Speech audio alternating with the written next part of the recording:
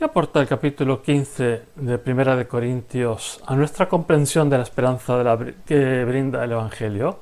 ¿Cómo puede estar seguro el apóstol Pablo de que existe tal cosa como la resurrección de los muertos? Hola, soy Dionisio Bailer, autor del libro que se titula Hablar sobre Dios desde la Biblia. Y en esta serie de presentaciones estoy dando lectura en voz alta a ese libro. El apóstol Pablo escribió 2 cartas a la iglesia de Corinto. Hoy leeremos un capítulo de la primera y veremos aquí muchas de las mismas ideas sobre la esperanza en la Biblia que ya hemos visto en su carta a los romanos. Ahora en particular veremos la explicación clara del apóstol sobre el lugar que tiene la resurrección de los creyentes en su manera de concebir la salvación que deriva de identificarnos con Cristo, que ya no con Adán. De momento, has de notar que Pablo no dice nada aquí sobre una resurrección general de todos los seres humanos, una idea que sería difícil de correlacionar con su concepción, que él aquí explica, de la resurrección como efecto culminante de la creación de una nueva humanidad según el modelo de Cristo. Os reitero, hermanos, la buena noticia que ya os anuncié tocante al reino. Es una noticia que recibisteis de buena gana y en la cual os mantenéis constantes, por la que además os estáis salvando, en cuyo anuncio os informo que si la retenéis, no sería en balde vuestra fidelidad.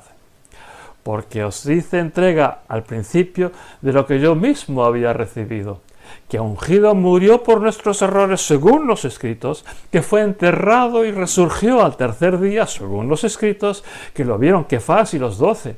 Después lo vieron más de 500 hermanos a la vez, de los cuales la mayoría siguen vivos, aunque algunos ya duermen. También lo vieron Jacobo y después todos los emisarios, y a la postre, como uno que nace después de cuentas, lo vi yo también. Porque yo soy el último de los emisarios, hasta tal punto que no soy digno de ser tenido por emisario por cuanto perseguí a los escogidos de Dios. Pero gracias al trato de favor de Dios soy lo que soy, y su trato de favor hacia mi persona no ha sido en balde, sino que al contrario me he esforzado mucho más que cualquiera, aunque el mérito no es mío sino del propio trato de favor de Dios conmigo. El caso es que esto mismo anunciamos tanto yo como ellos, y de esto mismo os fiáis. Ahora bien, si se anuncia que ungido resurgió de entre los muertos, ¿cómo dicen algunos entre vosotros que no existe el restablecerse de entre los muertos? Pero si el restablecerse de entre los muertos no existe, entonces ungido tampoco resurgió. Pero si ungido no resurgió, se deduce que nuestro anuncio está vacío de contenido y que vuestra fidelidad es en vano. Luego se deduce también que testificamos mentiras acerca de Dios, porque nuestro testimonio acerca de Dios es que hizo resurgir al ungido, cuando resulta que los muertos no resurgen, porque si los muertos no resurgen, tampoco ungido ha resurgido. Pero si ungido no ha resurgido, vuestra fidelidad es inútil, seguís en vuestros errores. Por consiguiente también, los que duermen en ungido están perdidos. Si en esta vida presente nuestra única esperanza es un ungido, somos los más desdichados de los humanos. Pero ahora, ungido sí que ha resurgido de entre los muertos como anticipo de los que duermen. Por consiguiente, por culpa de un hombre existe la muerte, y gracias a un hombre existe el restablecerse de entre los muertos. Porque así como en Adán todos mueren, así también en el ungido todos serán revivificados, cada cual según su orden. Al principio ungido, después los que son del ungido en su presencia. Y entonces el desenlace final, cuando Él entregue el gobierno al Dios y Padre, cuando quedará desarticulada toda autoridad y todo poderío. Porque es necesario que Él gobierne hasta que todos los enemigos queden sometidos bajo sus pies. El último enemigo que será desarticulado es la propia muerte, porque lo ha sometido todo bajo sus pies. Aunque al poner que todo sea sometido, naturalmente se exceptúa aquel que lo somete todo. Sin embargo, cuando se le haya sometido todo, entonces el mismo Hijo también se someterá a aquel que le ha concedido este sometimiento, con el resultado de que Dios lo sea todo en todo. Entonces, ¿qué harán los que se bañan en representación de los muertos? Si en cualquier caso los muertos no resurgen, ¿por qué se están bañando también por ellos? ¿Y nosotros por qué correr tanto peligro a toda hora? Todos los días me estoy muriendo. Que sí, hermanos, por el orgullo que os tengo en nuestro soberano ungido Jesús. Cuando en Éfeso luché cuerpo a cuerpo con fieras, ¿de qué me sirvió? Por cuanto los muertos no resurgen, comamos y bebamos, que mañana nos moriremos. No os dejéis engañar, las malas compañías echan a perder las buenas costumbres. Entrad en justa razón y no erréis, porque algunos padecen desconocimiento de Dios. Atentos a lo que digo. Sin embargo, alguno dirá, ¿cómo es que resurgen los muertos? ¿Y en qué cuerpo vendrán? Ignorante. Cuando siembras, no genera vida sin antes haber muerto. Y lo que siembras no es el cuerpo que vendrá de la siembra, sino un grano desnudo, tal vez trigo o cualquier cultivo. Pero Dios le da cuerpo como Él quiso, y a cada semilla le corresponde su propio cuerpo. No toda carne es la misma, sino que una corresponde a los humanos, mientras que otra carne corresponde al ganado, otra carne a las aves, otra a los peces. También hay cuerpos celestes y cuerpos terráqueos, pero es muy diferente el resplandor de los celestes de los terráqueos. Tenemos el resplandor del sol, por una parte, por otra parte el de la luna, por otra el de las estrellas, aunque éstas también difieren entre sí en resplandor. Esto mismo pasa con el restablecimiento de entre los muertos. Se siembra un proceso de putrefacción, pero resurge impoluto. Se siembra en deshonra, pero resurge en resplandor. Se siembra en debilidad, pero resurge en poder. Se siembra un cuerpo psíquico, pero resurge un cuerpo espiritual. Por cuanto existe el cuerpo psíquico, también existe el espiritual. Esto también ya viene escrito. El primer humano, Adán, fue hecho una psique viviente. El posterior Adán, un espíritu generador de vida. Sin embargo, no viene primero el espiritual, sino el psíquico, y solo a la postre el espiritual. El primer humano está hecho de polvo terráqueo, el segundo humano de polvo celeste. Según la naturaleza del polvo, así son los seres terráqueos, y según la naturaleza del terrestre, así son los seres celestes. Y así como portamos ahora la semejanza del polvo, portaremos al fin la semejanza del celeste. Pero os digo, hermanos, que ni la carne ni la sangre heredarán, ni pueden, el gobierno de Dios, ni tampoco lo podrido heredará la no putrefacción. Atención, que os cuento un enigma. No todos nos dormiremos, pero todos seremos transformados en un instante, en un parpadeo, cuando la última trompeta. Porque sonará la trompeta y los muertos resurgirán impolutos, mientras que nosotros seremos transformados. Porque es necesario que esta putrefacción sea revestida de no putrefacción y que lo mortal sea revestido de inmortalidad. Entonces, cuando esta putrefacción esté revestida de no putrefacción y esta mortalidad de inmortalidad, entonces acontecerá lo que viene escrito: la muerte fue tragada para victoria. ¿En qué se te queda, oh muerte, la victoria? ¿En qué se te queda la herida? Y la herida de muerte es el error, mientras que la ley es el poder del error. Pero damos gracias a Dios que nos ha dado la victoria por medio de nuestro soberano Jesús ungido. Por consiguiente, queridos hermanos, quedaos tranquilos y no os preocupéis. Esmeraos sin cesar en la obra del soberano, por cuanto sabéis que en el soberano vuestro esfuerzo no es en balde. Una de las cosas que me llaman la atención al leer los primeros versículos de este capítulo es la idea reiterada de que todo lo esencial que Pablo dice acerca de Jesucristo ya venía enunciado en las Escrituras. Pareciera ser que Pablo no se considera un innovador en su doctrina sobre la resurrección. El punto novedoso, en todo caso, que proponen Pablo y el cristianismo en general, es que esto que las Escrituras ya vienen anunciando, ahora se ha cumplido en la persona de Jesús. En la medida que nuestro cometido con este estudio es hablar sobre Dios desde la Biblia, que no, aunque hubiera sido posible, desde el Nuevo Testamento, resulta interesante resaltar que Pablo considera que lo que nosotros llamamos el Antiguo Testamento era fundamento suficiente desde el cual desarrollar sus afirmaciones acerca de Cristo y la resurrección.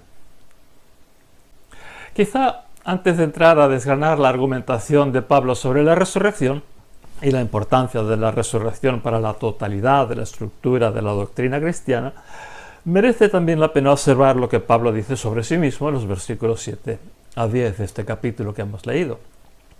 Esto guarda estrecha conexión con nuestro tema de la esperanza, incluso al margen del tema de la resurrección. En realidad, Pablo exagera el defecto de su pasado como perseguidor de la Iglesia cuando lo considera peor que el pasado de los otros apóstoles.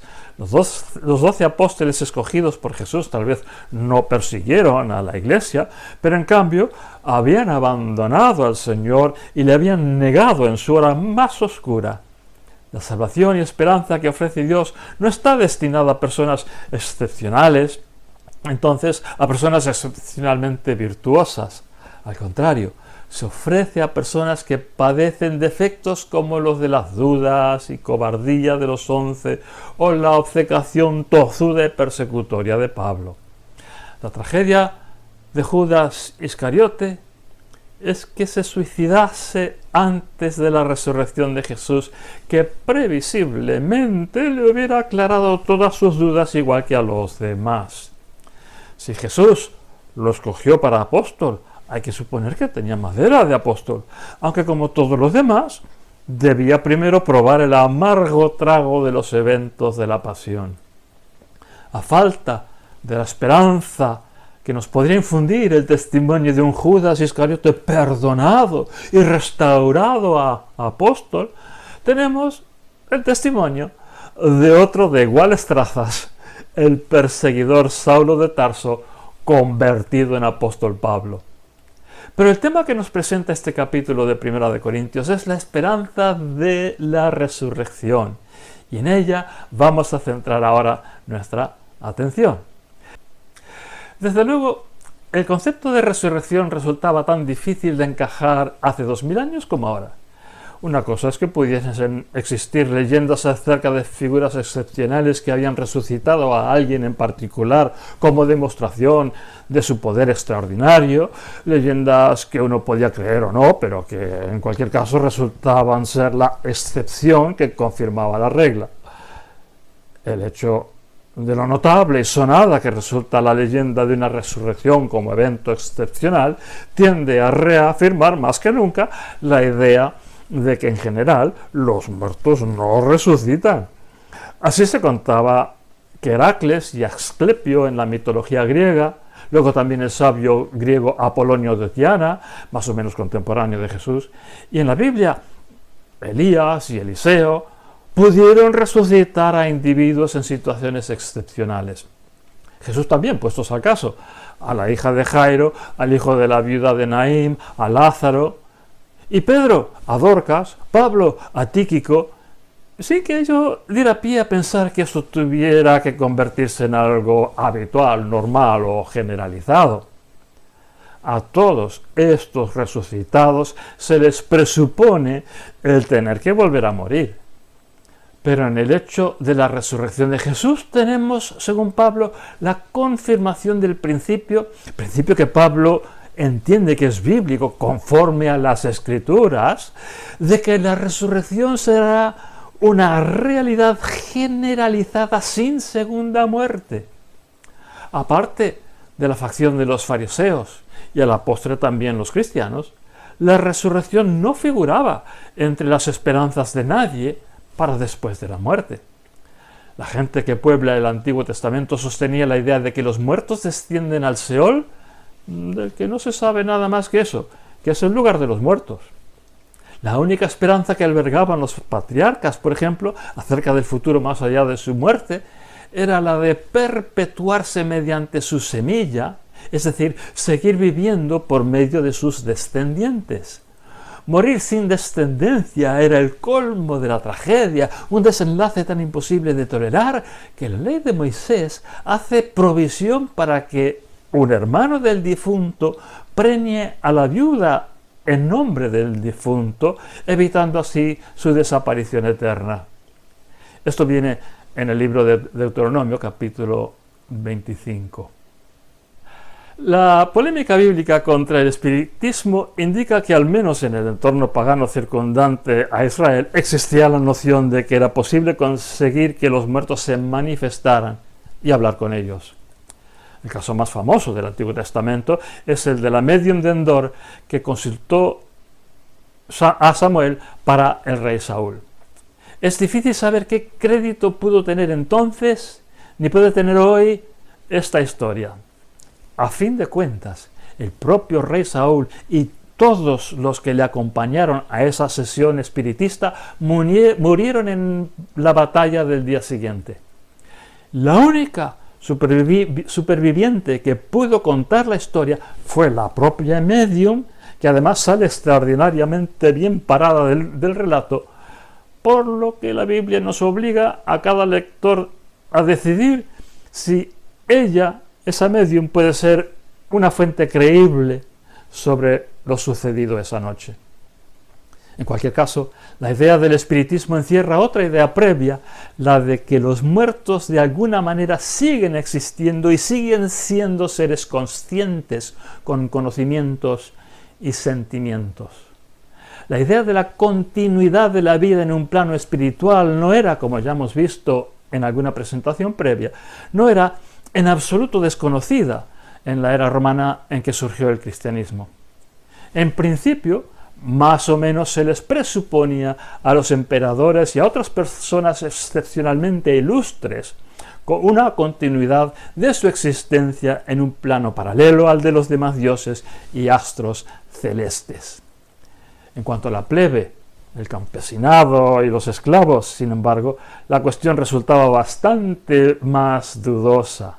Desde luego, la idea de que un provinciano como Jesús, pobre, humilde, de estirpe desconocida y condenado a crucifixión, aspirase a codearse en el cielo con los césares y los dioses, tenía que ofender la sensibilidad de cualquier persona bien pensante. Y lo mismo en cuanto a los millones de esclavos, libertos y plebeyos. La idea más corriente parece haber sido la de que para los humildes la única vida que hay es esta. No todos compartían la filosofía epicúrea de comamos y bebamos que mañana moriremos, pero la cuestión de fondo, que después de la muerte no hay ningún existir, parece haber sido bastante general. Si uno estaba condenado a una vida de pobreza y miseria en esta vida, y en el más allá no era concebible otra cosa, porque sencillamente no era concebible, que la continuidad de los distingos de clase social y privilegio, entonces la muerte tenía que parecer más que nada una liberación de los amargores de la vida.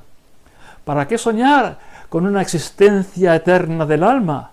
Para que ésta tenga que servir a los mismos señores de siempre, en un más allá plagado de la misma desigualdad de siempre. La falta de ningún existir, por tanto de ningún sufrimiento, más allá de la muerte, era, al contrario, la consolación a que se debían aferrar forzosamente los deudos de los difuntos. Así descubrimos que la idea de resurrección no solo planteaba dificultades en cuanto a creérselo, sino especialmente planteaba dificultades en cuanto a que fuese algo deseable, una promesa y no una amenaza y un castigo para quienes se consolaban pensando que al morir por lo menos dejaban de sufrir abusos y vejaciones, hambre y enfermedad, pobreza y miseria.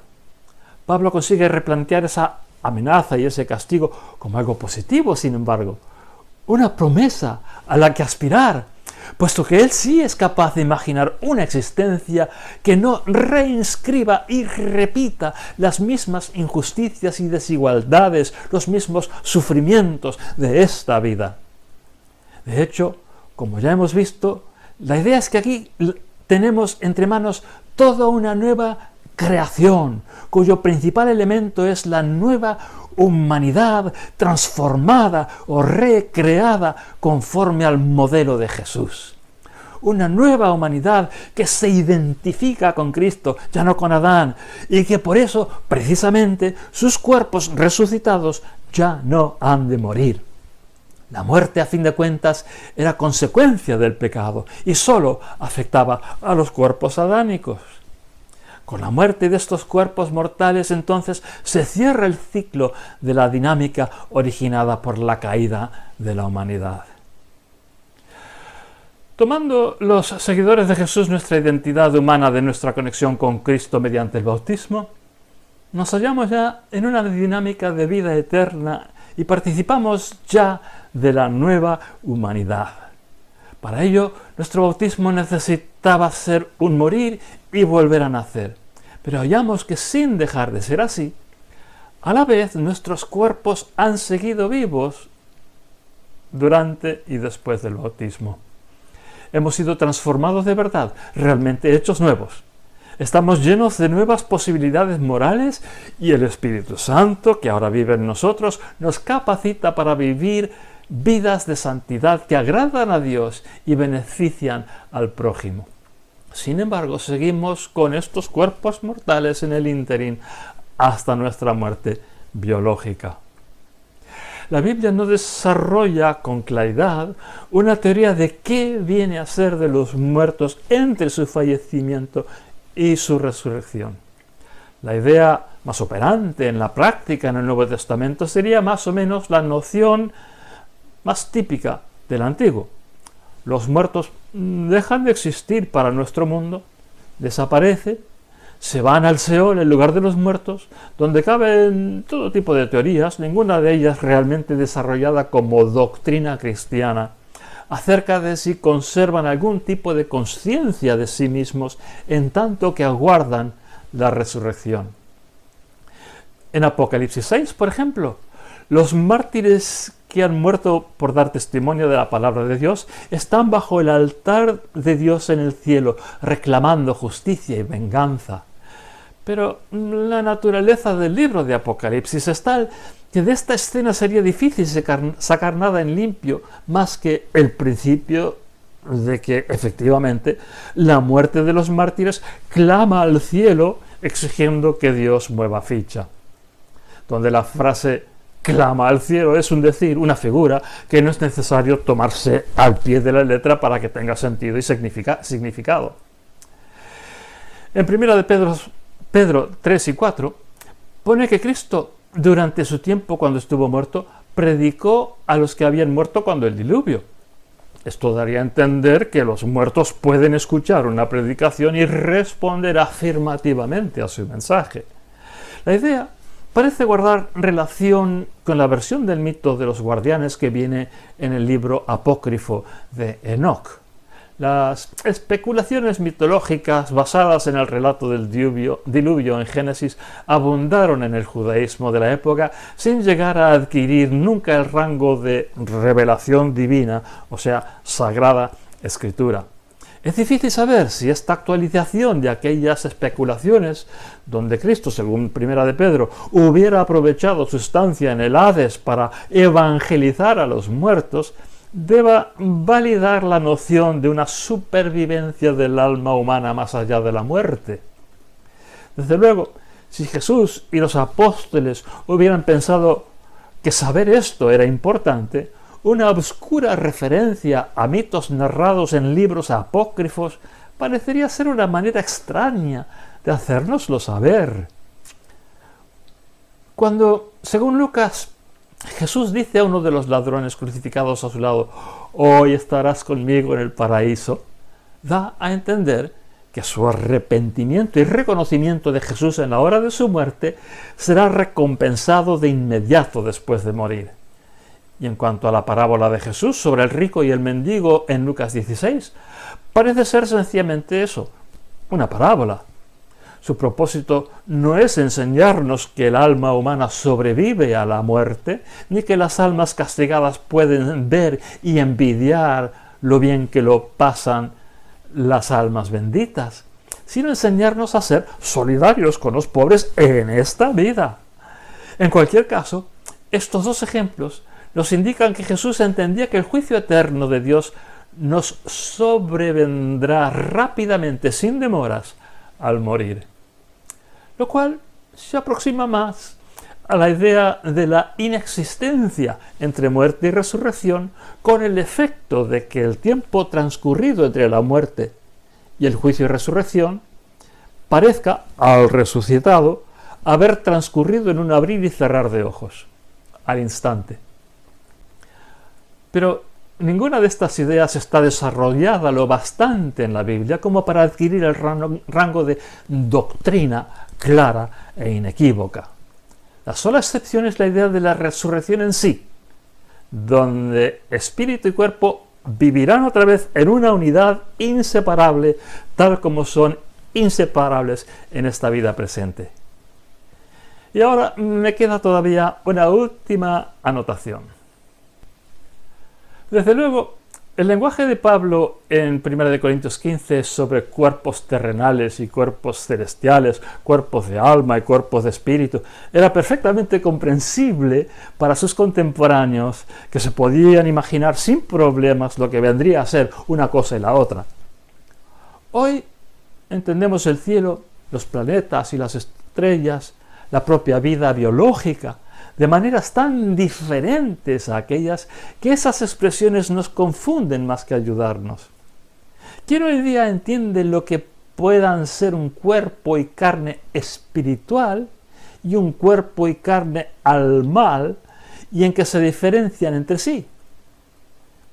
El tema nos resulta tan incomprensible que los traductores nos echan un cable a manera de pura especulación, y en lugar de cuerpo almal, cuerpo de alma, ponen cuerpo animal, o cuerpo natural, o cuerpo material, etc. El resultado desafortunado de estas traducciones es que nos acabamos figurando que el cuerpo resucitado no será ni animal, es decir, no será biológico, ni natural, ni material, sino tal vez etéreo e insustancial. Inevitablemente también hoy, igual que en tiempos de Pablo, el tema de la resurrección de nuestros cuerpos y carne como esperanza cristiana es uno de los más difíciles de entender o imaginar.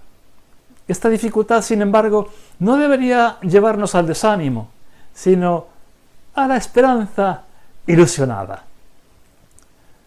No nos queda más remedio que dejar todo esto como la última gran aventura de nuestra existencia. Un territorio inexplorado que un día descubriremos para nuestra enorme satisfacción y alegría. Y con esta idea, la de la esperanza de resucitar que nos ofrece la Biblia, cerramos esta sección de presentaciones sobre la esperanza más allá de la caída de la humanidad. En nuestra próxima serie de presentaciones abordaremos la cuestión de la ley divina, qué es y por qué es un don divino y no una carga pesada. Hasta pronto.